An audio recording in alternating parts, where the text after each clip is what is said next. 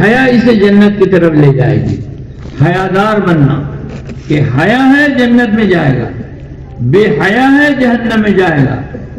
تو بے حیا بن چخواہی کن، تو بے حیا بن جا جو چاہے سو کر.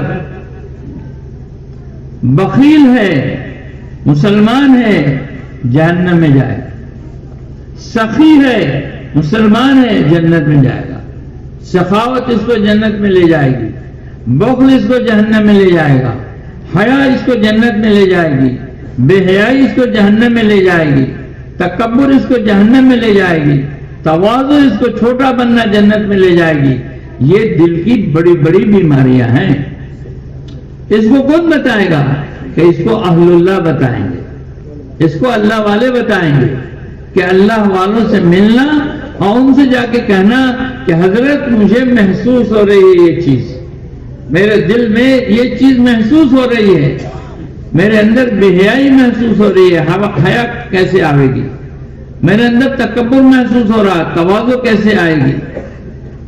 میرے اندر بڑائی کا مادہ ہے، یہ چھوٹا بننا کیسے آئے گا؟ میرے اندر بخل ہے، سخاوت میں کیسے بدلے گا؟ میرے اندر بد نظری ہے کہ نظر کی بیماری ہے، تو یہ کیسے دور ہوگی؟ میری کیفیات دل کی ایسی ہیں، یہ کیسے دور ہوگا بتائیے؟ تو یہ اللہ والے بتائیں گے. تو جسم کی نیکی اور گناہ بتانے والے علماء ہیں اور دل کی نیکی اور گناہ بتانے والے اہل اللہ ہیں، اولیاء اللہ ہیں، اللہ کے نیک بندے ہیں. اسی لیے جسم کی نیکی اور گناہ کے لیے ہمیں علماء کے پاس جانا ہوگا اور دل کی نیکی اور گناہ کے لیے ہم کو اہل اللہ کے یہاں جانا ہوگا. اس لیے میں نے یہاں سے بات شروع کی تھی کہ جو چیز جہاں رہتی ہے وہاں ملے گی. دودھ والے کے ہاں دودھ ملے گا اور گھی والے کے ہاں گھی ملے گا اور کپڑے والوں کے یہاں کپڑا ملے گا اور کھانا والوں کے یہاں کھانا ملے گا اور دین والوں کے ہاں دین ملے گا. ہاں، کپڑے کی دکان میں جائیں گے تو دین نہیں ملے گا، وہاں کھانے کی دکان میں دین نہیں ملے گا، دینداروں کے پاس دین ملے گا. تو یہ دیندار کون لوگ ہیں؟ کہ یہ دیندار علماء ہیں، یہ اہل اللہ ہیں، اللہ کے نیک بندے ہیں. دین لینے کے لیے اللہ کے نیک بندے، نیک لوگ، اچھے لوگ، دین لینے کے لیے ہم کو وہاں جانا پڑے گا. سمجھ میں آ رہی بات؟ اس لیے میرے بھائیوں بزرگوں دوستوں، کتنا وقت ہوا؟ 7:30. ختم کروں؟ ہاں، آپ کو مجمع تھک گیا تو کیا بھائی؟ ارے سنو گے کہ بند کریں؟ سنیں گے تو ٹھیک ہے، سنو. تب سناتا ہوں. 3 باتیں کرنی ہیں، ذہن میں رکھو. ترغیب کی بات ہو گئی، کرنے کی بات عرض کر رہا ہوں. 3 کام کرنا ہے. کتنے؟ سب نیت کریں انشاءاللہ. 3 کام. پہلا کام، حلال کمائی کے ذریعے اپنی معیشت کو مضبوط کرنا. یہ پہلا کام ہے. حلال کمائی کے ذریعے اپنی معیشت کو مضبوط کرنا. سمجھے کہ نہیں سمجھے؟ حلال کمائی کے ذریعے اپنے کو مضبوط کرنا. سمجھ میں آیا؟ بولو اس کو. حلال کمائی کے ذریعے اپنی معیشت کو مضبوط کرنا، پہلا کام. دوسرا کام، نیک لوگوں کی صحبت اختیار کرنا. نیک لوگوں کی صحبت اختیار کرنا. اور تیسرا کام، نیک لوگوں پر خرچ کرنا. یہ 3 کام کرنے ہیں. اور یہ 3 کام کیوں کرنے ہیں؟ اس کی وجہ کیا ہے؟ اس کی وجہ یہ ہے کہ حلال کمائی کے ذریعے اپنی معیشت کو اگر ہم مضبوط نہیں کریں گے تو غربت آدمی کو کفر سے ملا دیتی ہے. اسی لیے علماء نے لکھا ہے ارتداد کے 2 اسباب ہیں، غربت اور جہالت. ارتداد کہتے ہیں مرتد ہو جانا، اپنا دین چھوڑ دینا. اپنا دین آدمی چھوڑتا ہے 2 حالت میں، یا تو جاہل ہو، دین نہیں معلوم ہے چھوڑ دے گا، یا غریب ہو پیسے کی لالچ میں اپنا دین بیچ دے گا، اپنی ضروریات کے لیے دین بیچ دے گا۔ تو علماء نے لکھا ہے کہ غربت اور جہالت یہ ارتداد کے اسباب ہیں۔ تو اگر ہماری معیشت مضبوط نہیں ہوگی تو دنیا میں ہمارا کوئی بھاؤ اور وزن نہیں ہوگا۔ حلال کمائی کے ذریعے اپنی معیشت کو مضبوط کرنا، خاص طور سے اس ملک کے اندر ہم رہتے ہیں، اس ملک میں ہم کو اپنی معیشت مضبوط کرنی ہے، چوری سے نہیں، ڈکیتی سے نہیں، جھوٹ سے نہیں، سود سے نہیں، رشوت سے نہیں، دھوکہ سے نہیں، غبن سے نہیں، ملاوٹ سے نہیں، حلال کمائی کے ذریعے اپنی معیشت کو مضبوط کرنا، یہ کام ہے۔ حلال کمائی کے ذریعے اپنی معیشت کو مضبوط کرنا۔ معیشت مضبوط ہوگی تو ہم اس ملک میں باوزن ہوں گے، وزن کے ساتھ رہیں گے، معیشت مضبوط ہوگی۔ دوسرا فائدہ، اگر معیشت مضبوط ہوگی تو غیروں کے دلوں میں اسلام کی اہمیت آئے گی، غیروں کے دلوں میں اسلام کی اہمیت آئے گی۔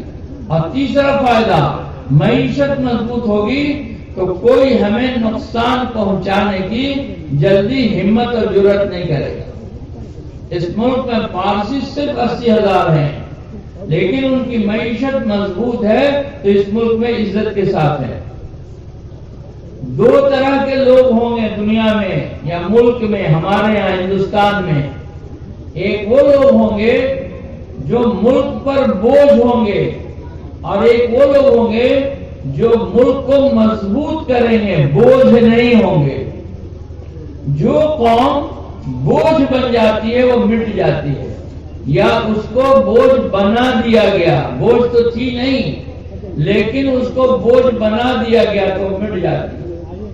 جیسے اس ملک کے دلت، اس ملک کے شودر، اس ملک کے لوگ، یہ ان کو بوجھ بنا دیا گیا تو یہ ملک میں ان کی کوئی حیثیت نہیں۔ ایسے ہی یہ ہمیں چاہتے ہیں کہ مسلمانوں کو اس ملک میں بوجھ بنا دیا جائے تو ان کی کوئی حیثیت نہیں رہے گی۔ تو جو قوم بوجھ بنتی ہے وہ مٹ جاتی ہے، اور جو قوم کیپٹل، ایسٹ اور پونجی بنتی ہے اس کی قدر ہوتی ہے۔ جیسے کہا 80,000 پارسی ان کی قدر ہے، اس لیے کہ ان کی معیشت مضبوط ہے۔ تو حلال کمائی کے ذریعے اپنی معیشت کو مضبوط کرنا، یہ ایک کام ہے۔ دوسرا کام، نیک لوگوں کے ساتھ رہنا۔ یہ نیک لوگوں کے ساتھ رہنے کے لیے اللہ کے راستے میں نکلنے کو کہتے ہیں، جماعت میں جانے کو کہتے ہیں، تاکہ ہمارا اٹھنا بیٹھنا رہنا سہنا ملنا جلنا نیک لوگوں سے ہو، اچھے لوگوں سے ہو، کہ انسان اپنے دوستوں سے پہچانا جاتا ہے۔ ہم برے نہیں ہیں لیکن بروں کے ساتھ ہیں تو ہم بھی برائی میں شریک ہیں۔ ہم بھلے نہیں ہیں لیکن بھلے لوگوں کے ساتھ ہیں تو ہم بھی بھلائی میں شریک ہیں۔ اللہ کی رحمت اچھے لوگوں پر اترے گی، ہمارا بھی اس میں حصہ ہوگا۔ اللہ کا غضب برے لوگوں پر اترے گا، ہمارا بھی اس میں حصہ ہوگا۔ اس لیے نیک لوگوں کے ساتھ اٹھنا بیٹھنا رکھیں، علماء کے ساتھ اٹھنا بیٹھنا رکھیں، اہل اللہ کے ساتھ اٹھنا بیٹھنا رکھیں، ان کے پاس جائیں، ان کو اپنے گھر بلائیں، نیک لوگوں کے پاس جائیں، نیک لوگوں کو اپنے گھر بلائیں، اللہ کے راستے میں نکلیں، چلے میں جائیں، 4 مہینے میں جائیں، مقامی کام کریں، روزانہ کا مشورہ، روزانہ کی ملاقات، روزانہ فضائل اعمال کی تعلیم گھر میں اور مسجد میں، اور روزانہ کے 2.5 گھنٹے، ہفتے کا 2 گشت اور مہینے کا 3 دن۔ یہ نیک لوگوں کے ساتھ رہنے کا راستہ ہے کہ ہم نیک لوگوں کے ساتھ رہیں۔ تمہارا کھانا نہ کھائے مگر متقی، تمہارا کھانا نہ کھائے مگر متقی، حدیث شریف میں ہے۔ نیک آدمی میرے یہاں کھائے گا، وہ جو عبادت کرے گا اس میں میرا حصہ ہوگا، اور برا آدمی ہمارے یہاں کھائے گا، وہ جو گناہ کرے گا اس میں ہمارا حصہ ہوگا۔ یہ ایک درزی نے ایک بادشاہ کی شیروانی سی، ایک درزی نے ایک بادشاہ کی شیروانی سی۔ اس نے کسی بزرگ سے پوچھا کہ بادشاہ ظالم ہے، ہم نے زینت کے لیے اس کی شیروانی سل دی ہے، کیا اس کے ظلم میں ہم شریک ہیں؟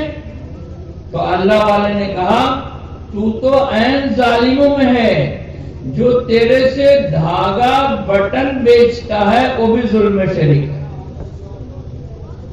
تو ظالم کے ساتھ ہمارا اٹھنا بیٹھنا ہے، بے دین کے ساتھ ہمارا اٹھنا بیٹھنا ہے، اور بے دین کے ساتھ رہنا چاہنا ہے تو ہم بھی اس کے بے دینی میں شریک ہیں۔ الا یہ کہ ہدایت کی نیت سے اگر ہم ظالم کے ساتھ بیٹھے ہیں کہ اس کو دین مل جائے، ہدایت مل جائے، نیکی آ جائے اس کے اندر، یہ بھی اللہ کا اچھا بندہ بن جائے، اس کے وجہ سے ہم ساتھ بیٹھے اٹھے کھلایا پلایا تو اس کی گنجائش ہے۔ لیکن میرے بھائیو بزرگوں دوستو، آدمی اپنے ساتھیوں سے پہچانا جانا جاتا ہے ہم کس کے ساتھ رہتے ہیں۔ تو نیک لوگوں کے ساتھ رہنا، اس کے لیے یہ دعوت کا کام ہے، اس کے لیے یہ جماعت کا کام ہے کہ ہم اللہ کے راستے میں نکلیں اور نیک لوگوں کے ساتھ رہیں۔ اگر ہماری معیشت مضبوط ہو گئی اور ہم نیک لوگوں کے ساتھ رہنے لگے تو جو غلط نگاہ والے ہیں، غلط ارادے والے ہیں، غلط جذبات والے ہیں، دشمن ہیں یا دشمنانہ ان کا رویہ ہے، یا ان کے دل میں ہماری طرف سے بغض و عداوت ہے، اس کے لیے دین کے تقاضوں پر خرچ کرنا، نیک لوگوں پر خرچ کرنا، دین کے تقاضوں پر خرچ کرنا۔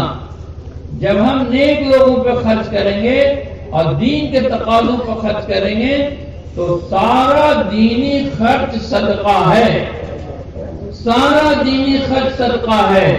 صرف غریب کو دینا صدقہ نہیں ہے، بلکہ صدقہ فرض کے درجے کا بھی ہے، واجب کے درجے کا بھی ہے، سنت کے درجے کا بھی ہے، نفل کے درجے کا بھی ہے۔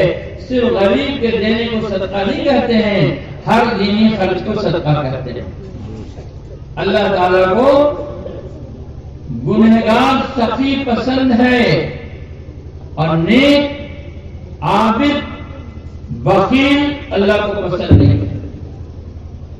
گنہگار ہے لیکن سخی ہے، یہ اللہ کو پسند ہے۔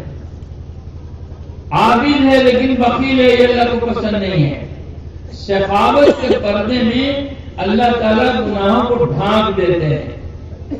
شیطان مایوس ہے سخی سے کہ ہم اس سے کتنا بھی گناہ کرائیں گے، ایسی سخاوت کرے گا کہ سب گناہ معاف ہو جائیں گے۔ اور شیطان جرأت کرتا ہے بخیل پر، یہ کتنی بھی عبادت کر لے لیکن اس کے اندر بخل ہے، اس کا بخل ایک دن جہنم میں لے کے جائے گا۔ جنت میں ایک درخت ہے جس کا نام سخاوت ہے، اس کی شاخیں حشر کے میدان میں پھیلی ہوئی ہوگی، سخی لوگوں کو چن کے وہ جنت میں لے جائے گی، پھر بقیہ کا حساب ہوگا۔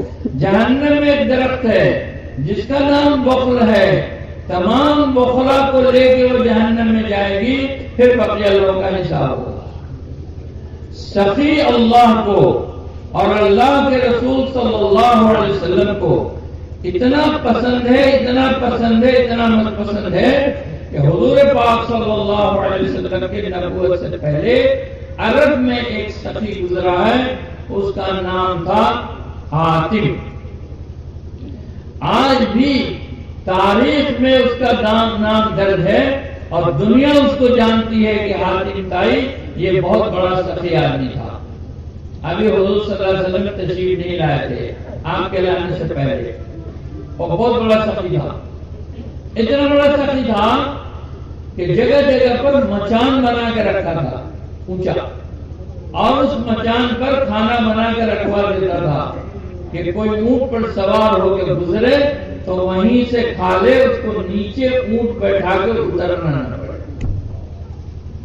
اور اس کے یہاں مہمان آئے، مہمانوں نے کلیجی پسند کیا تو اس نے خادموں سے کہا دسترخوان پر صرف کلیجی لاؤ۔ لوگ کھا کے باہر نکلے تو دیکھے کہ سینکڑوں جانور ذبح ہے، گوشت پڑا ہوا ہے، کلیجی نکلی ہوئی۔ اتنا بڑا سخی تھا. حضور صلی اللہ علیہ وسلم سخاوت کو پسند کرتے تھے اور سخی کو پسند کرتے تھے.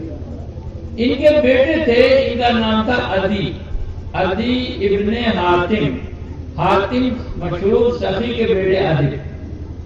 عدی آئے مدینہ حضور صلی اللہ علیہ وسلم سے ملنے، تو حضور صلی اللہ علیہ وسلم نے ان کے باپ کی اس صفت کا، سخاوت کی قدر کر کے اپنی چادر عدی کے لیے بچھا دی کہ عدی تم اس پر سے چل گیا ہو. عدی مسلمان نہیں ہے، عدی اس وقت تک مسلمان نہیں ہے. ایک آدمی جس کے پاس ایمان نہیں ہے اس کا استقبال نبی کر رہے ہیں اپنی چادر سے. کس بنیاد پر؟ اس کا باپ سخی تھا. یہ نہیں، اس کا باپ سخی تھا. عدی آئے، دیکھا نبی کا امامہ یا نبی کی چادر بچھی ہوئی ہے تو اس کو پیر نہیں رکھا، اٹھایا، آنکھوں سے لگایا، سر پہ رکھ لیا. یہ عدی کا عمل تھا. لیکن حضور کا عمل سخی کی عزت، کہ حضور صلی اللہ علیہ وسلم غیر مسلم سخی کی بھی عزت کرتے ہیں. سخی ہے، غیر مسلم ہے، حضور اس کی عزت کرتے ہیں. ایک عورت ایک شہر سے نکل کر دوسرے شہر میں گئی، بغداد کے علاقے کا واقعہ. غربت تھی، اس کو بیٹیاں تھیں اس کے پاس، عزت کی بھی حفاظت کرنی تھی، کھانا بھی چاہیے تھا، بھوک تھی، ایک شہر سے دوسرے شہر کے. پتا کیا یہاں کوئی سخی ہے؟ لوگوں نے بتایا دو ہے، ایک مسلمان ہے کہ یہودی ہے. اور اس مسلمان کے پاس گئے کہ چلو پہلے مسلمان کے پاس چلتی. وہاں جا کے کہا دیکھو میرے ساتھ بیٹیاں ہیں، بھوک بھی ہے، مجھے کھانا بھی چاہیے اور سونے کی جگہ چاہیے، ان کی عزت آبرو کی حفاظت چاہیے، اور میں رسول اللہ صلی اللہ علیہ وسلم کی رشتے دار ہوں، رسول اللہ صلی اللہ علیہ وسلم کی بیٹیوں میں سے ایک بیٹی ہوں. اس آدمی نے کہا تم رسول اللہ صلی اللہ علیہ وسلم کی رشتے دار ہو، اس کی کچھ سند ہے تمہارے پاس؟ انہوں نے کہا میرے پاس کوئی سند نہیں. اس نے کہا بہت آتے ہیں ایسے کہ میں رشتے دار ہوں. یہ روکتے ہوئے مایوس ہو کے وہاں سے نکلی. پھر اس یہودی کے پاس گئے، اس سے بھی یہی کہا میں مسلمانوں کے نبی کے رشتے دار ہوں، ہم بھوکے ہیں، ہمارے ساتھ بیٹیاں ہیں، ہمیں رہنے کی جگہ چاہیے، ہماری عزت آبرو کی حفاظت چاہیے. اس نے فوراً اپنی بیوی کو بلایا اور کہا دیکھو یہ مسلمانوں کے نبی کے رشتے دار ہیں، ان کو فوراً اندر لے جاؤ، ان کو کھلاؤ پلاؤ، آرام کراؤ، ان کی راحت کا خیال رکھو، ان کی حفاظت کرو. رات کو اس مسلمان سخی نے حضور صلی اللہ علیہ وسلم کو خواب میں دیکھا. حضور صلی اللہ علیہ وسلم ایک مکان کے سامنے کھڑے ہیں، بہت خوبصورت، بہت اچھا مکان ہے.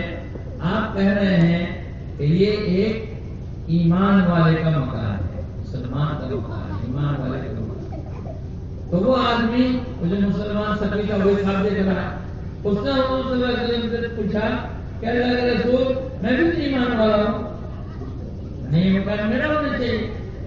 تو حضور نے فرمایا اپنے ایمان کی سند ہوا. ہمارے ایمان کی کیا سند ہے؟ اس سے بات یاد آ گئی کہ عورت آئی تھی تو میں نے پوچھا تھا کہ تمہارے پر کیا سند ہے؟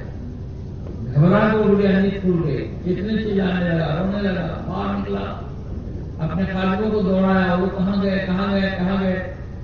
لوگوں نے بتایا اس یہودی کہاں گئے ہیں.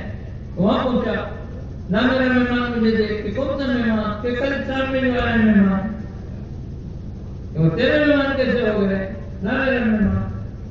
تو اس یہودی نے کہا سن بھائی، جو خواب تو رات دیکھ رہا تھا اس خواب میں بھی تھا، جو خواب تو رات دیکھ رہا تھا اس خواب میں بھی تھا.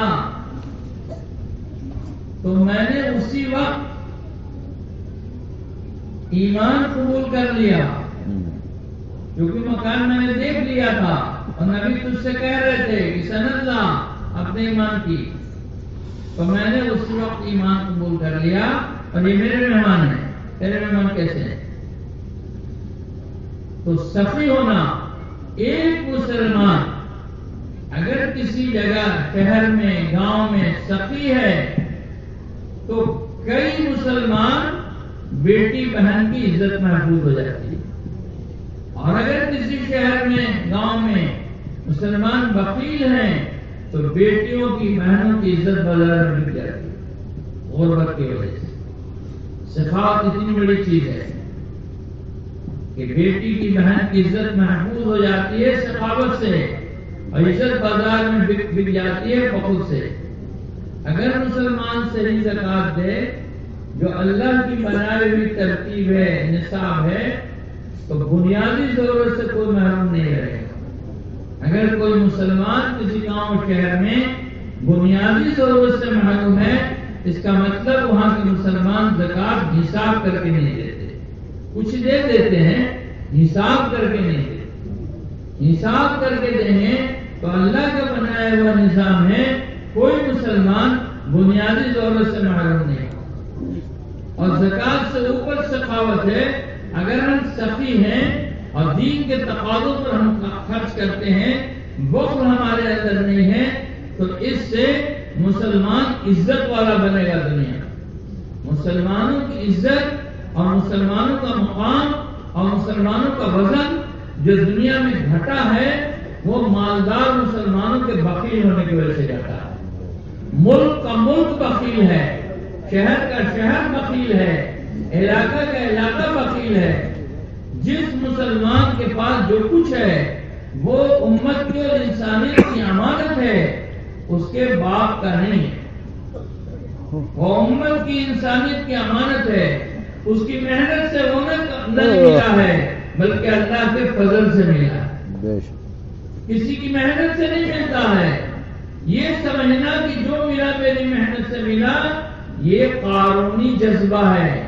قارون نے یہ بات کہی تھی موسیٰ علیہ السلام سے کہ مجھے اللہ نے نہیں دیا ہے، میں نے اپنی عقل سے اور محنت سے کمایا۔ موسیٰ علیہ السلام نے کہا اللہ نے جو تجھے دیا ہے اس میں حق دے، جو لوگوں کو اللہ کے بندوں کا حق ہے۔ تو اس نے کہا کہ اللہ نے نہیں دیا ہے، میں نے اپنی محنت سے کمایا، میں نے اپنی عقل سے کمایا ہے۔ تو اپنے مال کو اپنی محنت سے سمجھنا اور اپنی عقل سے سمجھنا یہ قارونی جذبہ ہے، اور اپنے مال کو اللہ کا عطیہ سمجھنا یہ نبوی جذبہ ہے، یہ نبی کا جذبہ ہے کہ میں نے اپنی عقل سے نہیں، محنت سے نہیں، اللہ نے مجھے دیا، نبوی جذبہ ہے۔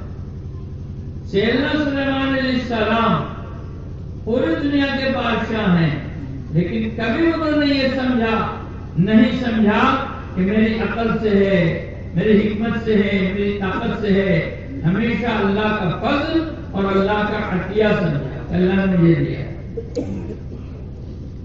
عبد الرحمن بن عوف رضی اللہ تعالیٰ عنہ بہت مالدار صحابی ہیں، ان کے انتقال کے بعد ان کی وراثت تقسیم ہوئی تو اتنی موٹی موٹی لکڑی کی سلی کی طرح سونے کی گلیا تھی جس کو کلہاڑی سے پھاڑ پھاڑ کر تقسیم کیا گیا۔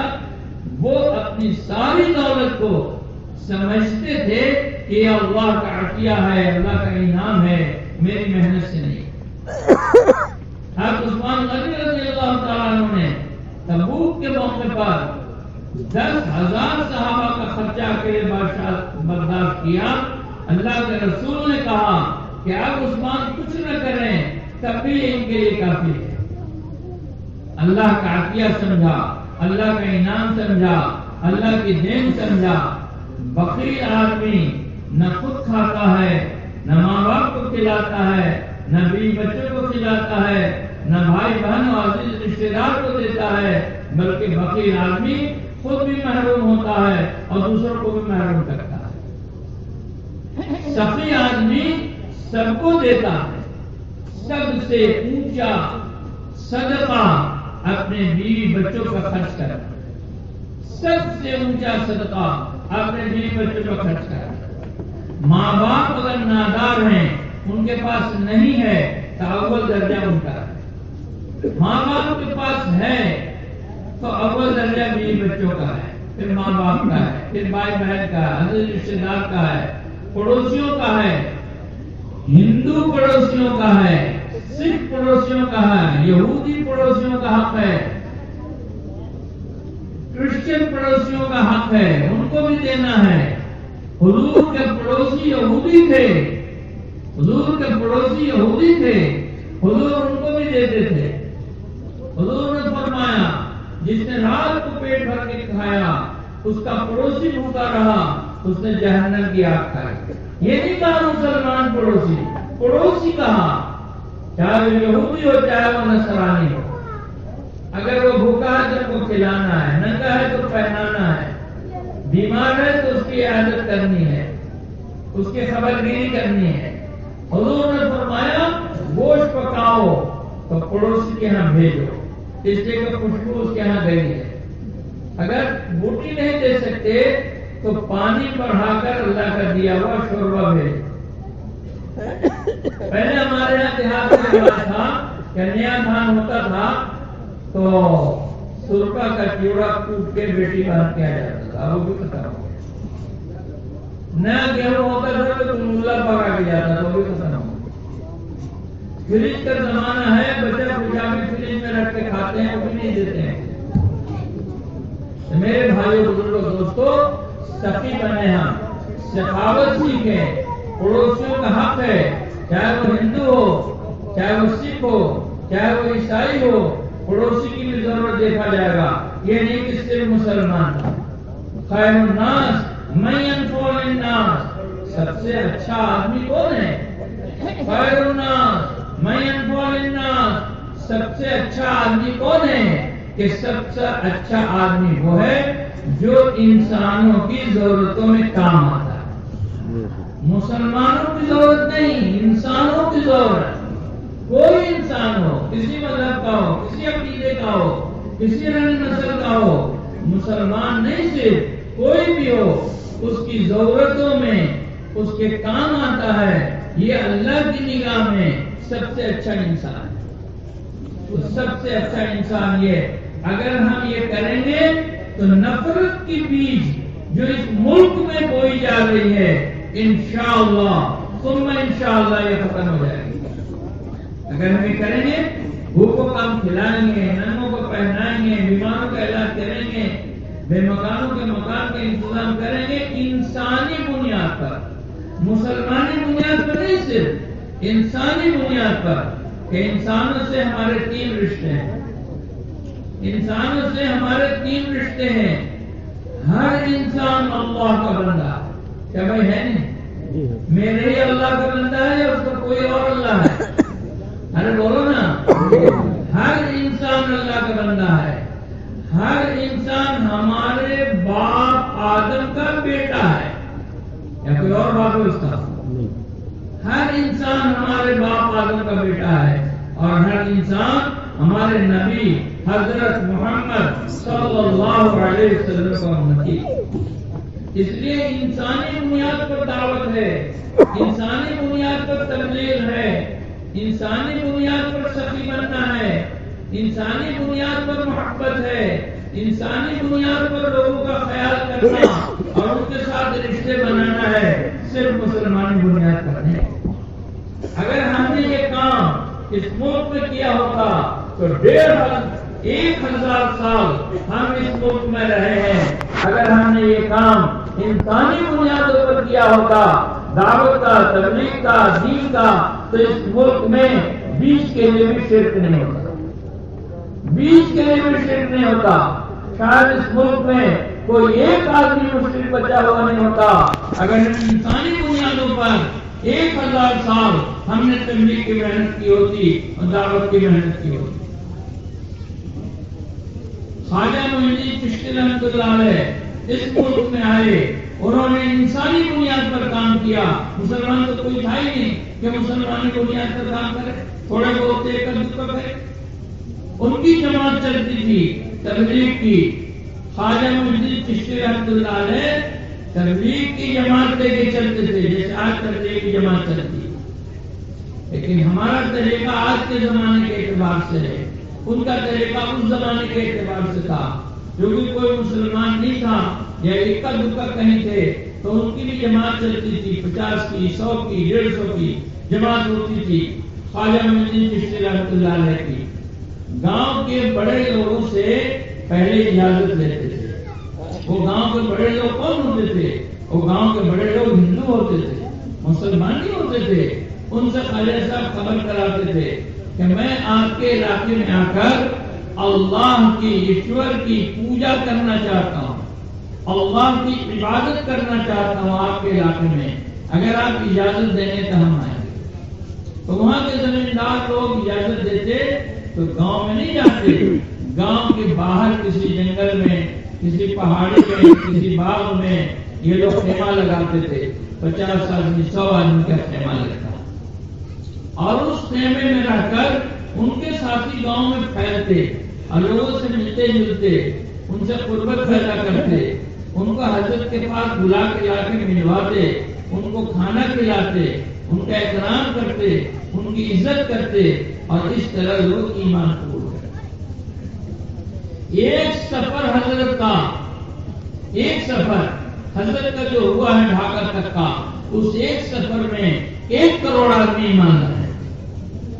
وہ جماعت تھی، ایسا نہیں کہ حضرت چھو منتر پھونکتے تھے لوگ مسلمان ہو جاتے، بلکہ حضرت ان کی خدمت کرتے تھے، ان کو کھلاتے پلاتے تھے، ان کو دیتے لیتے تھے۔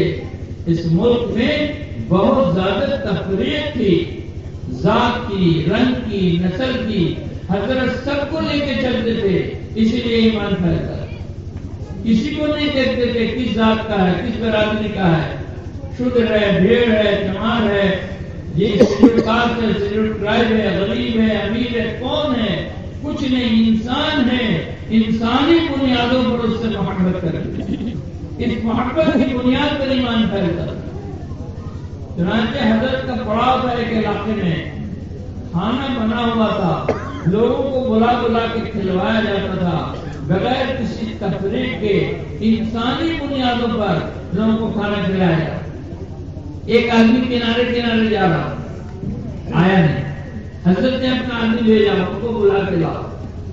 حضرت کا آدمی وہاں گیا، حضرت بلا رہے چلیے، تو اس نے کہا کہ میں بھنگی ہوں، وہاں جانے کے لائق نہیں، میں پیشاب پخانا صاف کرتا ہوں، میں وہاں جانے کے لائق نہیں، میں نہیں جا سکتا، میں بھنگی ہوں۔ تو آدمی واپس آ کے حضرت سے کہا، حضرت کو وصول کرنا، وہ کہہ رہا میں بھنگی ہوں، میں نہیں جا سکتا۔ حضرت نے کہا جاؤ بلا کے لاؤ، حضرت بلا اس کو بلا کے لایا، حضرت نے اس کا ہاتھ پیر دھلوایا، اور ہاتھ پیر دھلوا کر اپنے پاس اپنے دسترخوان پر بٹھایا اور اپنے پلیٹ میں کھلایا۔ یہ ہے دعوت۔ ہماری دعوت مسلمانوں کی بنیاد پر نہیں ہے، ہم مجبوری میں ایسا کر رہے ہیں کہ عام لوگوں میں جانے میں ابھی ملک کا ماحول ایسا نہیں ہے، ہم عام لوگوں میں جائیں گے تو فتنہ ہوگا، فساد ہوگا، اس لیے ہم مسلمانوں میں چلتے پھرتے ہیں۔ لیکن یہ مت سمجھو کہ یہ دعوت مسلمانوں میں ہے، یہ دعوت انسانی بنیاد پر ہے، انسانیت کی امانت ہمارے پاس ہے، یہ کلمہ، یہ دین، یہ اسلام، یہ ایمان، یہ انسانیت کی امانت ہے، دھروہر ہے، ان کی چیز ہے، ہمیں دیا گیا ان کو دینے کے لیے، ہمیں دیا گیا ان کو دینے کے لیے، ان کی امانت ہے، لیکن دینے کا طریقہ ہمیں نہیں آتا، تو کہا جا رہا ہے دینے کا طریقہ سیکھو، محبت کرنا سیکھو، پیار کرنا سیکھو، گلے لگانا سیکھو، کالا ہو، گورا ہو، ہندو ہو، مسلمان ہو، سکھ ہو، عیسائی ہو، کسی طرح کا آدمی ہو، انسان ہے، آدم کا بیٹا ہے، اللہ کا بندہ ہے، ہمارے نبی کا امتی ہے، اس سے پیار کرنا سیکھو۔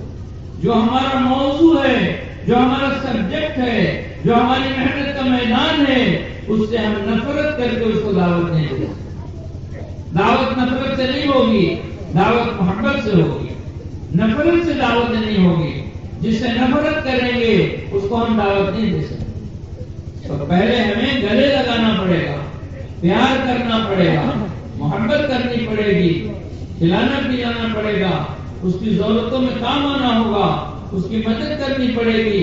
میرے بھائیوں دوستوں، یہ سخاوت ہے، یہ خرچ کرنے کا میدان ہے، یہ خرچ کرنے کا میدان ہے۔ ایک صحابی ہیں، ان کے دسترخوان پر 60,000 لوگ روزانہ کھاتے تھے، 60,000 लोग।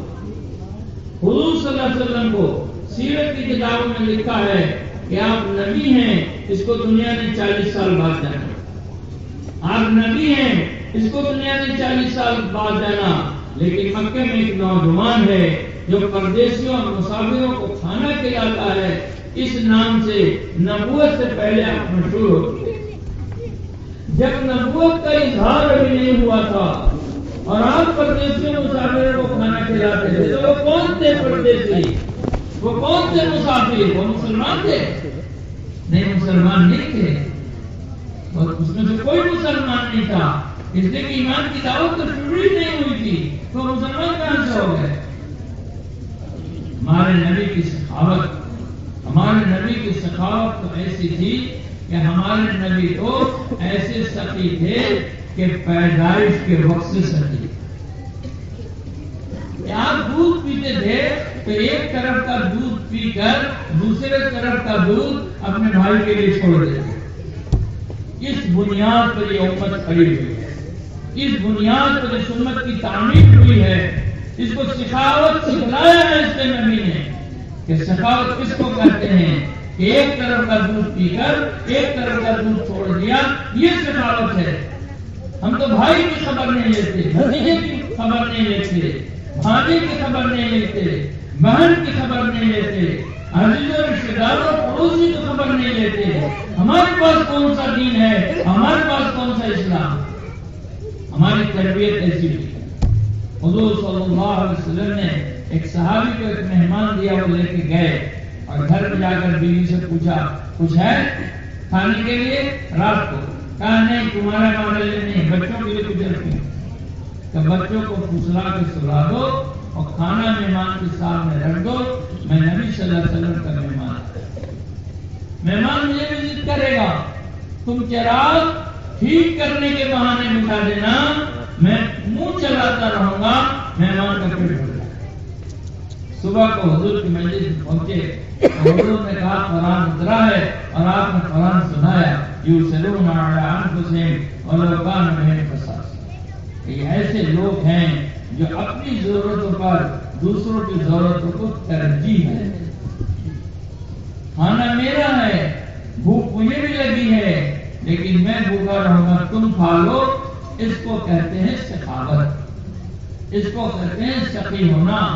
इस बुनियाद पर इस उम्मत की तामीर की गई है, इस बुनियाद पर। इसलिए मेरे भाई बुजुर्ग दोस्तों, हलाल रोजी हासिल करने की कोशिश करनी है, अल्लाह के रास्ते में निकलकर दीन सीखना है, उलमा और सुलहा की सोहबत अख्तियार करनी है और दीन के तकाज़ों पर खर्च करना है।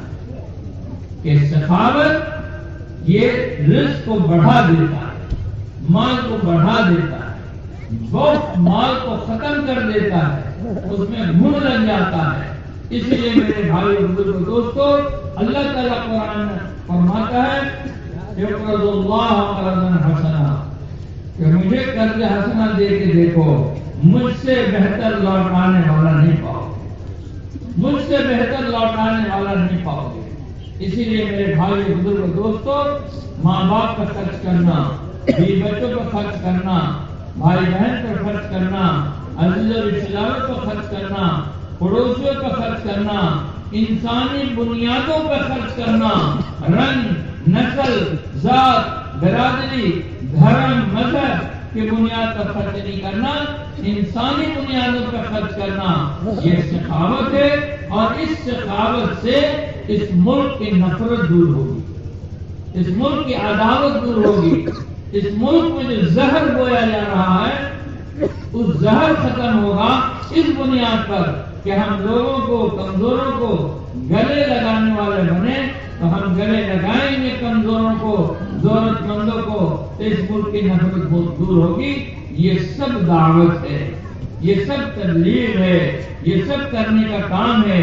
लेकिन शुरू कहां से होगा कि जब हम वक्त लगाएंगे, जब हम अल्लाह के रास्ते में जाएंगे, हम चिल्ले में जाएंगे, हम 4 महीने में जाएंगे, हम मुकामी काम करेंगे, तो हमारे अंदर ईमान बनेगा, आमाल बनेंगे, नमाज आएगी, जिक्र आएगा, तिलावत आएगी, दुआ बनेगी, اخلاق اچھے ہوں گے، محبتیں پیدا ہوں گی، تو انشاءاللہ پھر یہ چیزیں بھی زندہ ہوں گی. کریں گے بھائی انشاءاللہ. کون کون تیار ہے؟ اللہ کے راستے